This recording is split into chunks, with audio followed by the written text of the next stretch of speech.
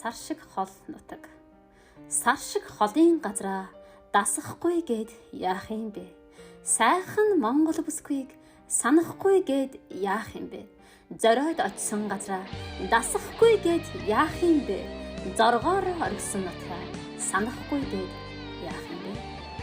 Нүд тайлах гэж би нутгаасаа гарсан.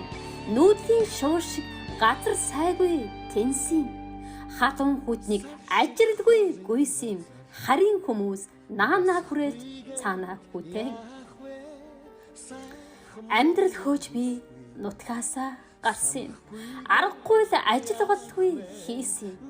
Зоосны нөхөр хорвоог хараагүй зорьсноо бүтээх гэж зогсолтгүй зүтгэсэн. Сар шиг холын газраас дасахгүй гээд яах юм бэ? Сайхан Монгол бүсгүйг санахгүй гээд яах юм бэ? Зориод очсон газраа дасахгүй гэж яах юм бэ? Зоргоос орхисон нутгаа санахгүй гэж яах юм бэ? Агуу түүхтэй нутгаан би асын газраас санаж суун.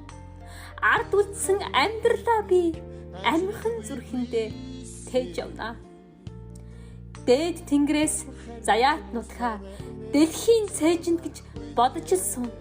Тэнд үлдсэн амьдралаа би тээж явна сэтгэлдээ.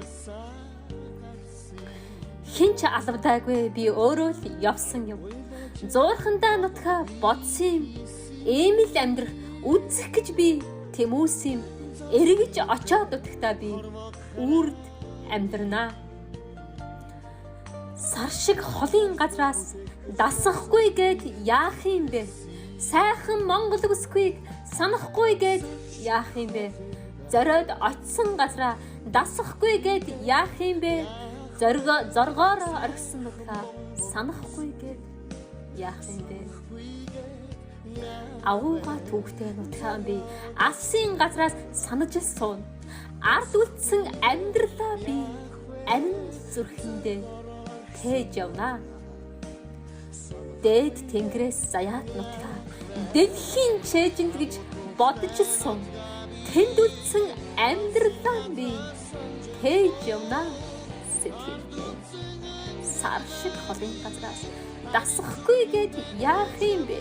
Сайхан Монгол бүсгүйг санахгүй гээд яах юм бэ? Зориод очсон газраа дасахгүй гээд яах юм бэ?